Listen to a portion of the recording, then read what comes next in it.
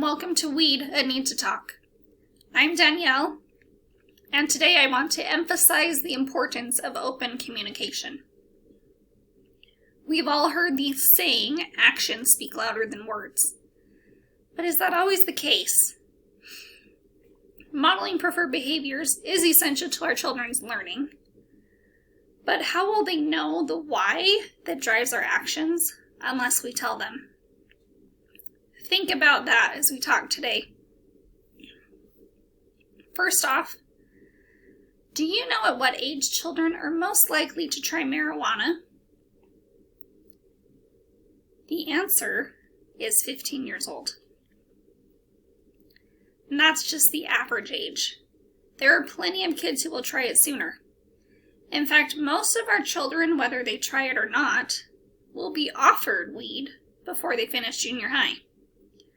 So my question to you is, have you talked to your child about weed? Also known as pot, marijuana, cannabis, and other things. But have you had a conversation about that topic? If you are an adult who smokes pot, are you or are you not okay with your child smoking it too?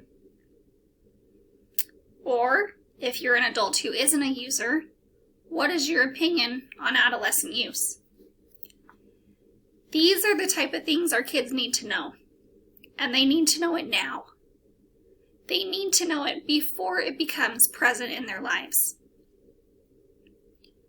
I promise you it is much easier to prevent than it is to rehab. Studies show that our children are more likely to resist drug use if they know we disapprove. By having a simple conversation, you can increase your child's well-being and success by 50%. Talking to your kids about marijuana doesn't need to be lengthy, formal, staged. It doesn't even need to be a conversation. You simply need to tell your child something like, "Hey, sweetie, I just wanted you to know that I personally think marijuana is really dangerous, and I hope that you never smoke it or use it in any way." It's as simple as that. If a conversation evolves, seize the opportunity. Ask questions, learn what they already know and what they think about marijuana use. But don't force it. Also, don't make it a one and done subject matter. Keep it open, something that you and your child can come back to whenever needed. Make sure that your child feels comfortable and confident coming to you. And never shame them or judge them for asking questions or seeking your help. Now, some of you might think that it's too late for you. Some of you may have a child that has already started using marijuana. What are you supposed to do? The truth is, it is never too late to talk about it. If this is your situation, the same rules of communication apply. Don't shame, don't judge.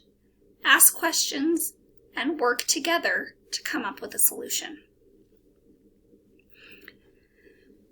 Now, I want to share with you an experience I heard from a mother about her son. From the time her son was little, they had talked with him about drugs and told him that they were bad for his body and that he shouldn't use them.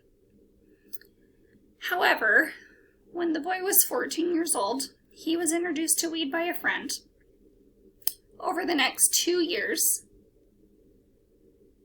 her son continued to use marijuana on an infrequent basis, and they continued to have conversations about it.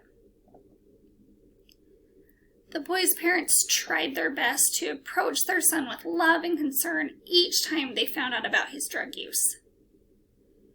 They thought off and on about sending him to a wilderness camp or a youth group home, some type of rehab. And although those are great options, and options that many parents use, It just didn't feel right for this family.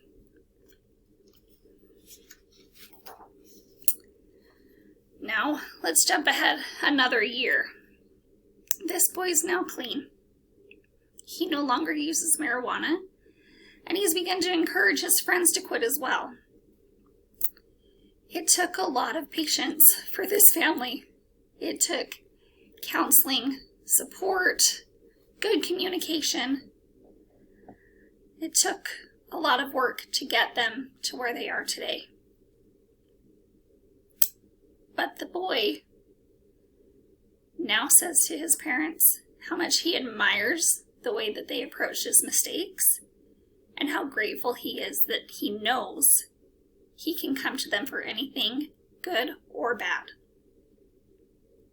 So like I said before, prevention is easier than rehab, but rehab is still possible, and it is never too late.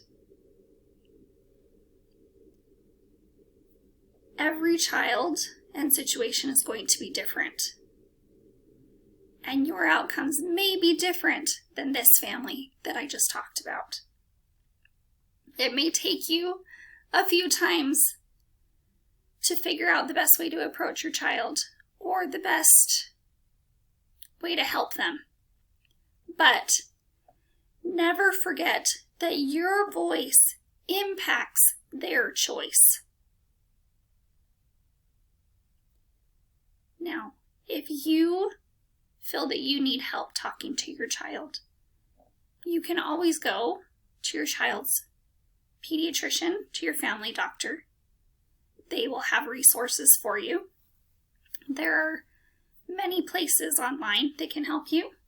You can go to our website, which is www.sites.google.com/view/talk-against-weed/home.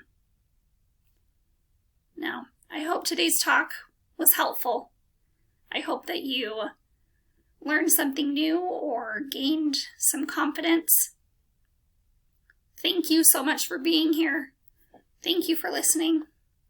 Now, go and start a conversation.